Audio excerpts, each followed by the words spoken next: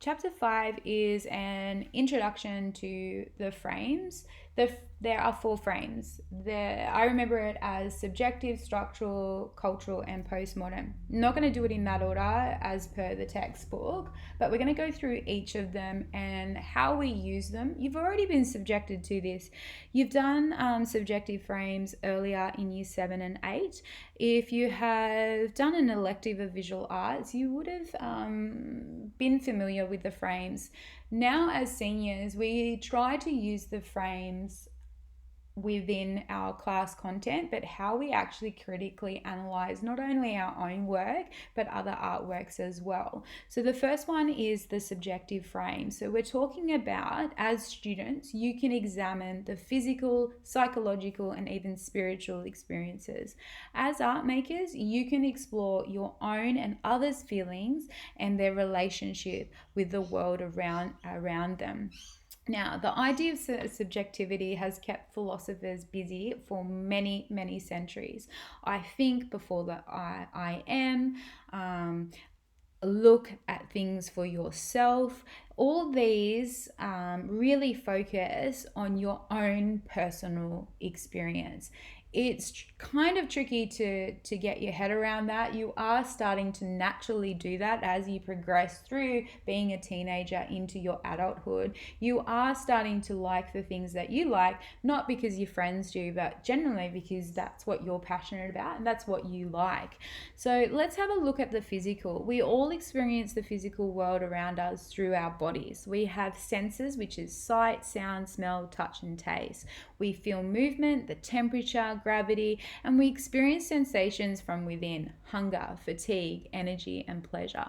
Now, when we say that we have senses of sight, sound, smell, touch, and taste, okay, we really want to focus on how you experience things.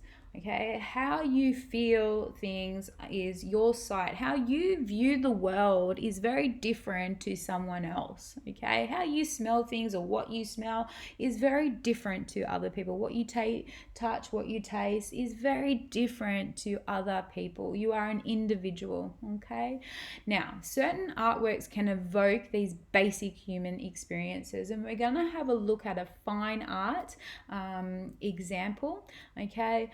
All right, fine art, there is a lot of students that don't really generally appreciate fine art because you have a plethora of images on your phone that is just inundating your psyche of visual language. It is nice to go back to the foundations of fine art and apply this within visual art. So let's have a look at a fishing boat and a steamer in rough seas. It was made in 1869. It's oil on canvas. Now, how does this evoke basic human experiences? When we're looking at the boat, we can have the sense of movement. Now, when we're looking at movement, we're not looking just at the basic movement of something moving. So if we were to identify that basic movement, it would be the boat. The boat is moving on top of the water. It's not moving very effectively because there is a big storm. The other movement that we see is this energy here created by the whitewash,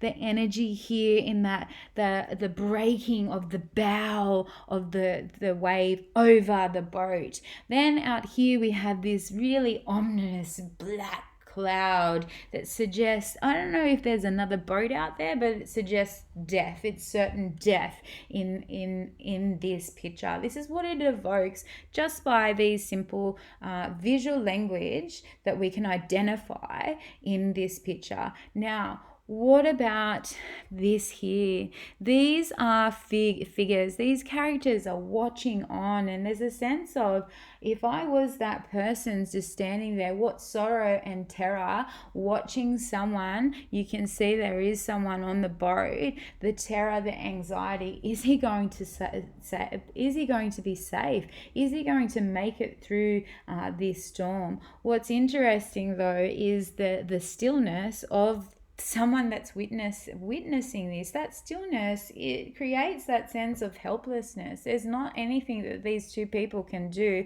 in this situation but watch on as they hope that this particular boat navigates through the rough seas. This is an example of evoking this human experience. So, moving on to the psychological. The psychological is also imagination, emotions, and personal significance. We make sense of the world around us through our minds, okay? Some of our minds operate differently. That's okay because we're all individuals. But human beings could be described as embodied minds. Our minds have the capacity for imagination. It's an ability to visualize images beyond the solid world. There's something magical about that. And we've been told, probably most of the time that we're in high school, not to daydream, not to do these things. You need to do this, you need to tick this box, you need to get this assessment. But visual arts allows you to go back to that nurturing childhood imagination and that freedom to create a world how you would like to see it.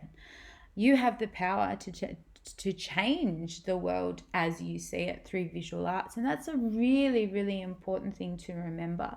Okay, these could be either conscious or unconscious, as in dreams and nightmares. Okay, in the painting below, all right, the garden of earthly delight. What an interesting, again, we're going back to the fine arts. This was made in, 1504. Okay, so it's an earlier painting than the first figure, 5.2.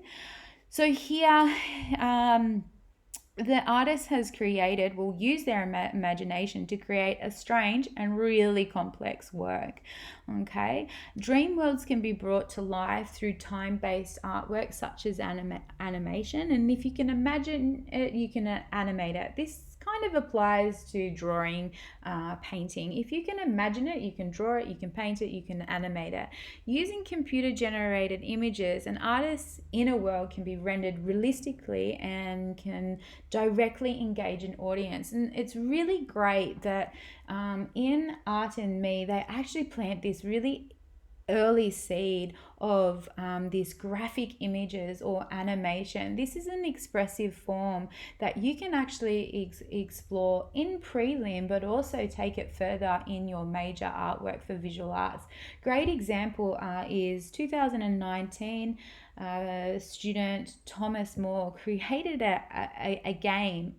I don't really know how he did it. I'm still perplexed how he did it, but the conceptual meaning and strength was such a great experience for me to watch his growth as a student. So he started off with graphic images of characters and then ended up creating a game with these characters, and the game was obviously his imagination, which operates very different to anyone in the class at the time, but he created his own world, and that world that world reflected his current world. To give you an example, he was struggling with some assessments, the time management and the pressure of being in year 11 and 12. So his game, called Game of Life, each time you were to graduate a level on the game, you were to access or win something like an exam, an assessment. So it was reflecting his imagination and that emotion of how hard and stressful the senior years was for him. But he actually created this online platform, this game, animated game, with that. So you can do that. These are options for you. Emotions. The subjective frame also focuses on moods and emotions. You will find that in our class there will be some moods and emotions, and that's okay. We may have some tears, that's okay. They might be mine, that's okay. In your own art making practice, you can tap into your personal well of deeply felt experiences and use them to inform your work. Things that may have happened to you in your childhood, things that have happened to you in high school that you want to explore, things that you really hurt you and you haven't had the platform to express yourself. Perhaps this is the time or the space to do that. So it can encompass joy, sorrow, love, and fear, and all this can communicated to others through your art. You can do that. If you are not confident in sharing with our visual arts class, then the only audience that you need right now in prelim is your teacher. So you can keep things private in prelim. That's fine. We can accommodate for you, and we will build up on your confidence throughout the terms. So people may experience these things differently, yet artists can find ways of provoking emotional responses by touching on universal themes. When we say universal themes, we're linking ourselves to the conceptual framework and world themes, world social issues. That's a really powerful way to get the attention of your audience. It can be a way to invoke your practice is to pick something, a social issue, a world issue, and be a voice for that. So an example, again, 2019, Charm Albright, she did a sculptural piece, and the world issue was sexual assault and victim blaming. She created a piece that had a lot of emotion that made the viewer uncomfortable, but the emotion that is attached to that world issue is raw, it's offensive. So when we're looking at emotions, you can be as raw as you want within your artwork. So personal significance, approaching art making through the subjective frame as an artist will often start by exploring what is meaningful for you. So when we say that, you've already done this. The very first term, the constant questioning from the teacher was, what are you into? What do you like? What don't you like? Do you have a narrative? You have a story that you hold, and I want to see that, and the world wants to see that. You are a storyteller, and I'm not talking about writing a story and publishing that. You're a storyteller in your visual language, and that's the beauty of visual arts. Okay. We always use the subjective frame first because we know ourselves more than anything else that's happening around us. Okay, you identify areas of personal interest and you dig a little deeper, which is what we're doing in prelim, and you ask yourself about yourself, your family, your world, and that view of the world. So this week 1, you are to complete student task 5.1 and 5.2. And what you're going to do is you're going to find one of your artworks from term 1, or perhaps you've been playing around with your art practice in the school holidays. So I want you to consider one of your artworks, and then I want you to answer all of these questions, not most. I don't want you to attempt them. I want you to write this down in your visual arts diary. I want you to answer these questions, okay? Does your work evoke physical sensations? Now, I don't want to see a no and a yes, okay? Seniors, you don't have the luxury of answering yes or no. You need to explain yes or no, okay? No, it doesn't evoke physical sensations because it was just line work. It's abstract. Yes, it does evoke emotion because the character is in pain. It has, I've chopped off the arm. Whatever you've drawn, whatever you created, you need to get into the practice of answering in depth, full sentences, these questions. So, does your work trigger feelings within yourself, and how do you think others will respond to it? How have you drawn on your personal experiences? How are your beliefs and values expressed in your work? And can you use images from your dreams or nightmares in your art making? Little cheat here. If you've actually kept up to date and you've done your student tasks in term 1, you've already experienced how to create just a small little artwork from your dreams. Okay, there was an exercise where you would go to sleep, wake up, draw it.